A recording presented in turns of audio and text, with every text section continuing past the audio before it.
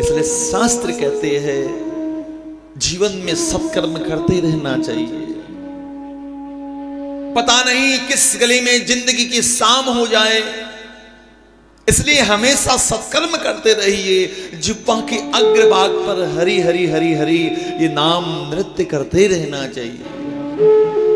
काम भले ही आप घर के कर रहे हैं, लेकिन जिह्वा के अग्रभाग पर गोविंद का नाम है। झाड़ू लगा रहे हैं तो भगवान का नाम लेकर, भोजन बना रहे हैं तो भगवान का नाम लेकर। काम सभी संसार के हैं, लेकिन जिह्वा के अग्रभाग पर गोविंद का नाम है। कोई सांसारिक वार्तालाप नहीं, कोई दुनियादारी की वार्तालाप नहीं, केवल गोविंद का नाम लीजिए। जिह्वा के अग्रभाग पर गोविंद का स्मरण करिए, गोविंद का स्मरण करिए और सत्संग करिए। एकादशी को, अमावस्या को, पूर्णिमा को अपने मंदिर पर बैठकर मोहल्ले के सारी माताएं इकट्ठे होकर वहां भजन करिए, साधना करिए। वो आपके परिवार को निर्मल रखेगा, वो आपका भजन। और आपको पता है शास्त्र कहते हैं परिवार के अंदर कोई एक व्यक्ति भी भक्त होता है तो उसके पुण्य से पूरे परिवार की रक्षा होती है। और विचार करिए, अगर परिवार के सारे लोग भक्त हैं तो उनके पुण्य उनको सीधा गोविंद के निकट ले जाते हैं, उनको कहीं भटकने की आवश्यकता नहीं होती है। इसलिए शास्त्र कहते हैं प्रयास ये करिए कि आप सत्संग में रहे, भजन में रहे। बड़े बड़े शहरों के अंदर मैं एक बात नोटिस करता हूं कि मोहल्ले की 10-20 माताएं इकट्ठी होकर भजन सत्संग नहीं करेगी। वो हाई क्वालिटी सोसाइटी में पड़ी बड़ी है ना, तो उनको भगवान से थोड़ा कम ही मतलब होता। आपको पता है जो ज्यादा पढ़ लिख जाता है फिर वो भगवान को थोड़ा कम ही मानता है। प्यार से बोलो राधे राधे। तो वो माताएं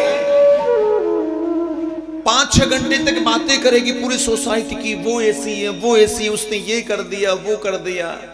5 घंटे बात करने के बाद में लास्ट में कहेगी सुनो ना मीना, रहने दो, क्या रखा अपन क्यों दूसरों की बातें कर रहे हैं। प्यार से बोलो राधे राधे। 5 घंटे वेस्ट किए और लास्ट में टॉपिक मॉरल क्या निकला कि हमें क्या लेना देना, जाने दो ना, होता रहेगा। लेकिन गांव के अंदर देखिए भजन होता है, मंदिर के ऊपर सत्संग होता है, नामस्मरण होता है। एक बड़ी सुंदर सी कथा आती है पुराणों के अंदर। 20 व्यक्तियों का समूह किसी यात्रा पर निकला और जैसे ही यात्रा पर निकला अचानक मूसलाधार बारिश आ गई। और जैसे ही बारिश आई सारे के सारे लोग एक कमरे के अंदर इकट्ठे हो गए। बोले बारिश रुकेगी तो दर्शन के लिए जाएंगे। अब सारी 20 लोग कमरे के अंदर है। 3 घंटे से बारिश, बिजली कड़क रही है। बिजली कड़कती है उसी कमरे के आसपास कड़कती है, उसी कमरे के आसपास कड़कती है। एक व्यक्ति कहने लगा भैया ऐसा लगता है कि ये बिजली हम 20 में से किसी एक को मारना चाहती है। तो बोले क्या करें? बोले एक काम करो, सामने जो पानी की टंकी है एक एक व्यक्ति जाएगा वहां हाथ लगा के आएगा।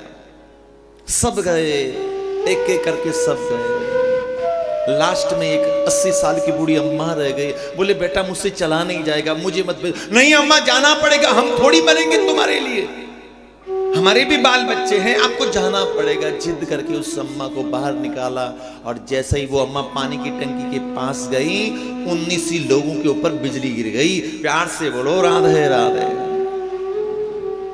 उस बूढ़ी अम्मा के पुण्य से उन 20 की रक्षा हो रही थी, वो ये समझ नहीं पाए। और जैसे ही वो बाहर निकली वो 20 खत्म हो गए। इसलिए शास्त्र कहते हैं सत्संग में रहोगे आपके पुण्य अर्जित होंगे। आपके पुण्य आपके कुल की, आपके परिवार की रक्षा करेगा। इसलिए प्रयास करिए कि अपने परिवार का रुख सत्संग की तरफ मुड़े ताकि आपके कुछ पुण्य अर्जित हो सके। प्यार से बोलो राधे राधे।